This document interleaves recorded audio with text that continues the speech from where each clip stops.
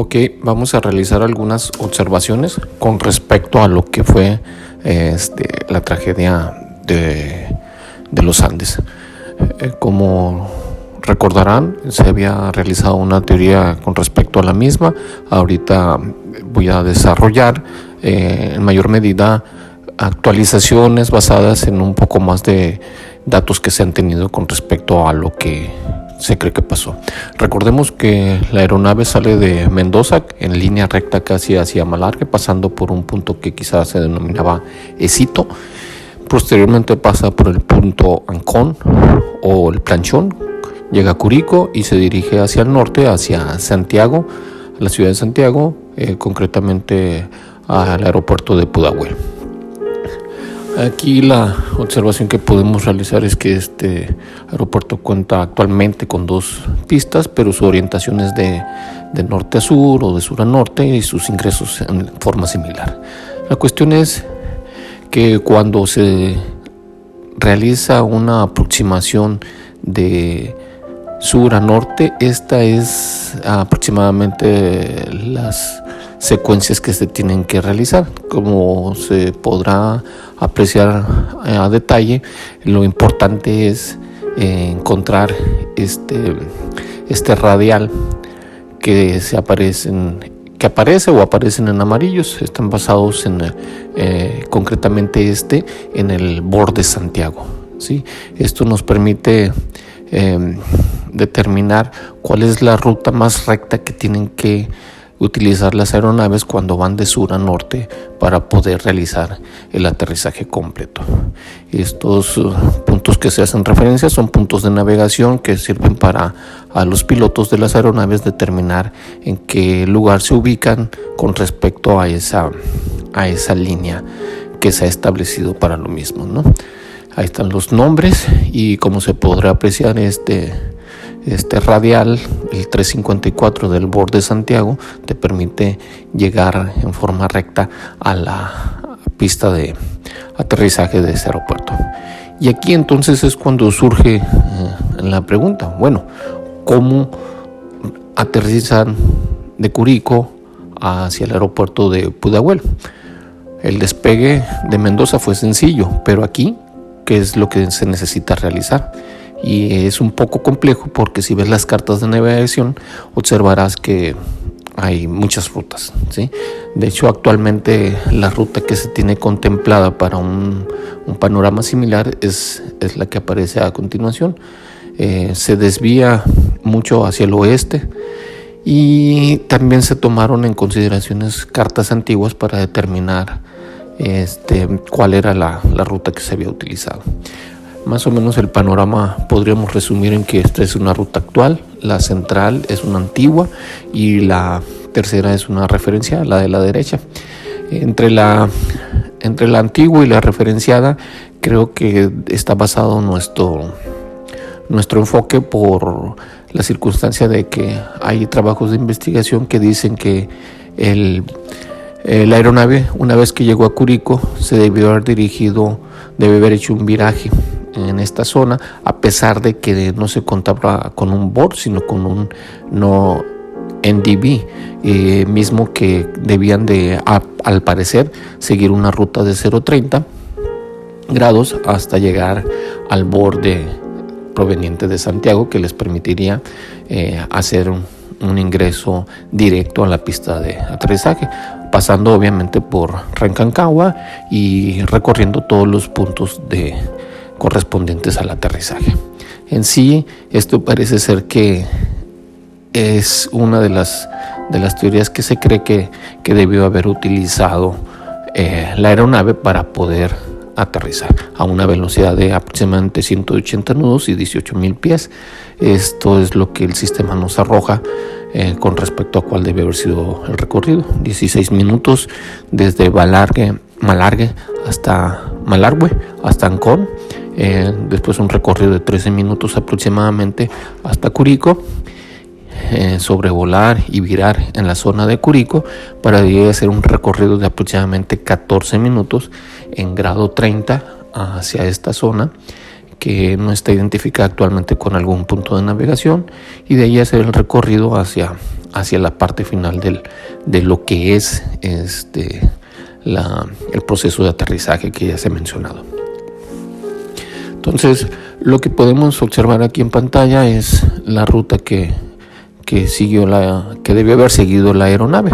Aquí resalta el punto de navegación denominado Ancón, que se le conoce como planchón. Entonces, cuando la aeronave llegó a Malargüe a una velocidad de 210 nudos, sus tiempos de vuelo pues ya los tenían más o menos contemplados, pero debemos de recordar que en ese momento las condiciones meteorológicas y visibilidad eran complicadas, por lo que se decidió en el tramo de Malargüe a Curicó realizar el vuelo ya no a 210 nudos, sino a 180 nudos, y eso nos conllevaba a diferentes tiempos de arribo y evidentemente diferentes tiempos de navegación, ¿no?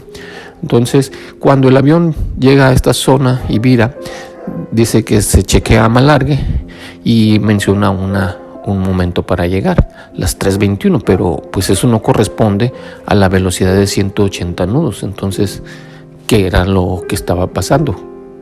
El vuelo aparentemente no tenía ningún problema, todo estaba relativamente bien, a excepción de las condiciones meteorológicas. Entonces, una primera interrogante es ¿por qué se mencionó en cabina ese momento de arribo para Ancón o el paso del planchón, cuando no correspondía a la velocidad en la que se iban a trasladar en ese tramo, ¿no? Entonces, quizá aquí lo que tenemos que realizar es un poco de imaginación en base a esos datos que se tienen para poder comprender por qué se están manejando esos tiempos. Al ver estas circunstancias que acontecen en esta ruta, resalta aquí un punto importante. Si nosotros establecemos un punto denominado atajo en esta zona que se aprecia en el mapa a 17 kilómetros antes de Curicó, es decir, a 3 minutos menos a una velocidad de 180 nudos, pues podemos determinar que virando a 14 grados norte se hace un recorrido de 98 kilómetros en 18 minutos aproximadamente y se llega a la ciudad de Rancagua, en la cual se intersecta lo que es el radial 354 del borde Santiago, y ahí pues tenemos un atajo bastante atractivo, ¿no? Que desde mi punto de vista no implica mayor problema. Aquí podemos ver que una vez que se está sobrevolando Ancón, se hace ya ahora un recorrido de 9 minutos, porque ya no se llegaría a Curicó, y en ese punto denominado el atajo se viraría hacia el norte, haciendo ese recorrido de 18 minutos hasta Rancagua, y lo que ya hemos señalado con anterioridad, ¿sí? Como se podrá observar, pues es una distancia bastante considerable lo que se ahorra en ese trayecto, y sobre todo es un viaje limpio dentro de lo que es los valles chilenos que se aprecian en mapa, ¿no? Y si me preguntan a mí qué tanto problema hay con respecto a eso, no creo. Los tiempos disminuyen, no mucho, pero sí hay una disminución importante. Entonces, este es el panorama con el cual se determina por qué se estaban manejando esos tiempos. Y esto implicaba que en esta zona de Ancón o Planchón se tendría que establecer un punto imaginario de 3 minutos menos de vuelo para que la aeronave hiciera pasar este punto, que aquí se identifica como 21, hacerlo pasar ante tráfico aéreo como si fuera Ancón o Planchón, ¿no? Entonces es fácil entender que la aeronave, una vez que sale de Malargüe con la velocidad de los 180 nudos, llega a esta zona y pues hace su reporte correspondiente y dice que se estima Curicó a las 3:32, y pues ahí surge otro interrogante porque ya no concuerda con los tiempos que se estaban manejando. A las 3:37 realmente Curicó, o a las 3:34 en el Atajo, porque se estaba manejando ahora a las 3:32. Es un segundo error referenciado por parte de cabina, ¿sí? Entonces, hasta aquí son los errores que se detectan por parte de las comunicaciones de la aeronave, pero no incluyen o no representan mayor peligro desde mi punto de vista, ¿sí? Pero sí son interrogantes, y creo que la interrogante pues puede ser resuelta si volvemos a aplicar el mismo criterio. Bueno, ¿dónde se estaría la aeronave en ese minuto, a esa velocidad? Pues resulta ser que por esa misma ruta, a 26 kilómetros menos, en un punto que actualmente se conoce como el punto de navegación MUPAP, se puede hacer ese viraje a esa distancia de Curicó, y como se podrá observar, el atajo resulta, este nuevo atajo resulta mucho más atractivo e implica un tiempo de arribo a Curicó supuesto de las 3:32.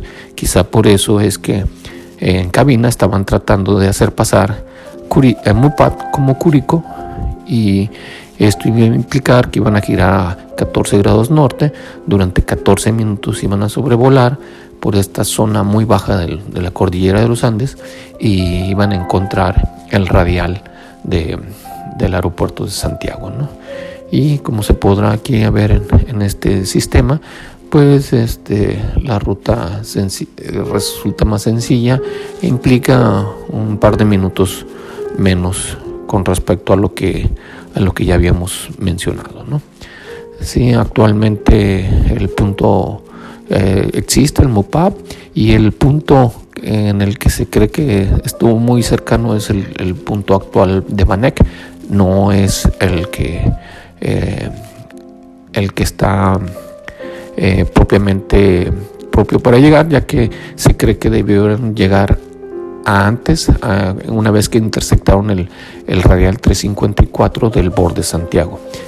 Y pues desde mi punto de vista no sigue sin haber suficiente problema, hay ahorro, evidentemente no hay virajes tan pronunciados, y el desplazamiento pues resulta más suave en cuanto a su descenso, ¿no? Esto es lo que se puede apreciar de las cartas de navegación y de lo que es el terreno tridimensional en la zona, ¿no? La cordillera en esta zona es relativamente baja, proporcionalmente baja con respecto a lo que es todo el grueso de la cordillera. Entonces aquí teníamos dos atajos que acaba de resultar que resultaban más atractivos, porque en Curicó no había un BOR, sino que había un sistema radial que no era tan adecuado para la navegación. Entonces esto constituían razones suficientes para utilizar el punto MUPAP o el punto atajo en su viraje hacia el norte, para ahorrar un cierto tiempo y cierta cantidad de desplazamiento, ¿no? Aquí el detalle es que entonces el problema realmente no existe. En cabina se hace la manifestación de que se está sobre Ancón, cuando en realidad están sobre esta parte identificada como punto 21, y la pregunta es ¿qué pasó en los siguientes 2 o 3 minutos? Porque se sabe que en el minuto 24 ellos indicaron que ya habían llegado a Curicó y que estaban girando hacia el norte. Entonces, ¿qué fue lo que pasó en esta zona? Estos 3 minutos, o esta zona en la cual se aprecian números rojos como 21, 22 y 23, implicaba que algo pasó. Y pues si vemos esta tabla, la vemos resumida, pues vemos que ahí resaltan ciertos números. Recordemos que todos los cálculos que se estaban haciendo se debieron forzosamente de haber plasmado en una hoja de papel. Y como podrán ver, pues resaltan ciertos números. Entonces estos minutos fueron fatídicos, o fueron los que estaban sellando el destino de la aeronave, porque el piloto, quizá por una pérdida de tiempo, de dimensión del tiempo, una distracción y una poca concentración, le conllevó a que en estos minutos dijo: ¿qué es lo que sigue?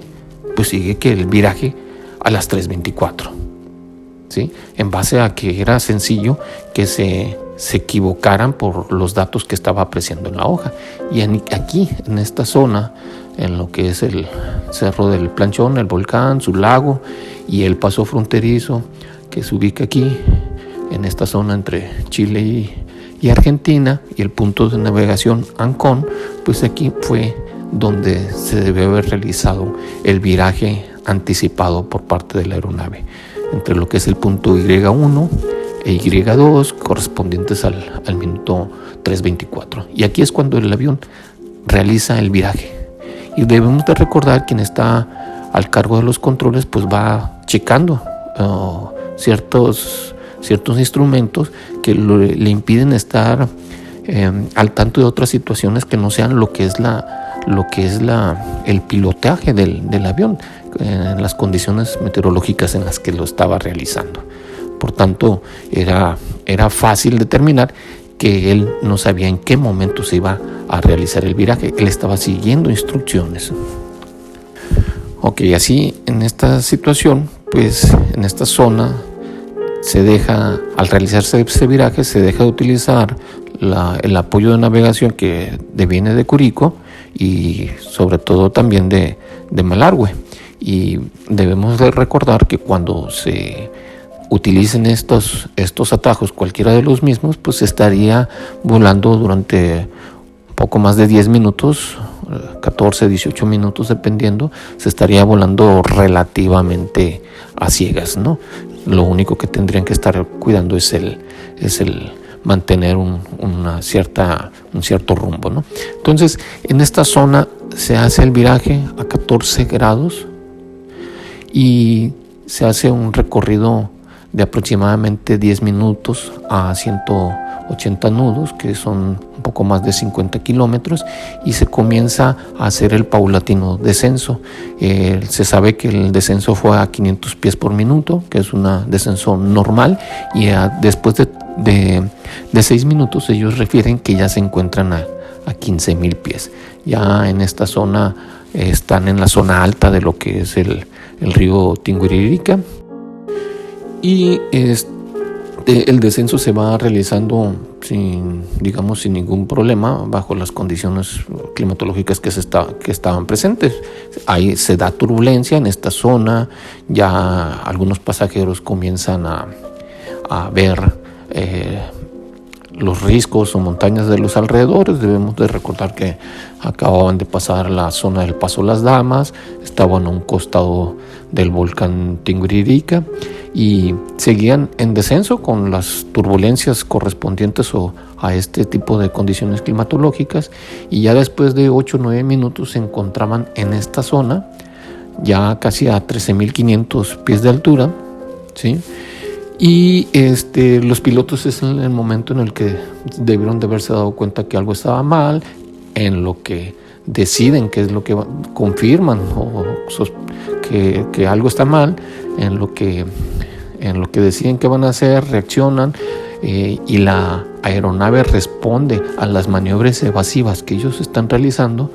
La aeronave pues comienza a hacer un ascenso, colisiona con una parte de la montaña y hace un último choque en la cordillera, y con el desenlace que ya se ha referenciado anteriormente y que ya está tan de dominio público. Y así fue como en forma tan sencilla fue que se dio este accidente. Aquí hay que tomar en cuenta que existen otras teorías que desde mi punto de vista no son tan ciertas, ya que unos dicen es que el avión sobrevoló Curicó. Pues para comenzar los tiempos no concuerdan y ni siquiera para el momento del choque, que son las 3:34, no, ni siquiera hubiera llegado a Curicó, y aún cuando lo hubiese realizado, pues no se explica cómo hubiera llegado a esta zona del río del Azufre y se hubiera estrellado contra esta parte de la cordillera, o hubiera tenido que ascender, descender y volver a ascender para lograr chocar, lo cual no concuerda con los datos que se tienen del accidente, ¿no?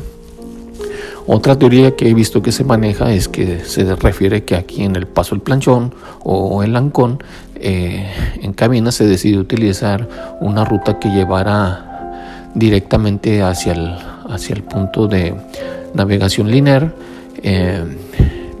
que se muestra aquí en pantalla, que actualmente constituye una ruta aérea que se utiliza primordialmente de salida para el tráfico aéreo de la zona del aeropuerto de Santiago. Sin embargo, pues es una zona muy alta de la cordillera, y aparte esto implica creer que hubo una desviación por el viento como si fuera un papalote que lo desvió 26 kilómetros de la ruta. O sea, es algo sumamente difícil, ¿no? Y ya que también aparte en esta altura hubiera tenido aproximadamente a 14,000 pies de altura, y también invariablemente hubiera chocado contra lo que era el volcán Tinguiririca, ¿sí? Estas son las teorías que he escuchado. No satisfacen los factores que se mencionan, pero pues creo que es lo que hay que ver.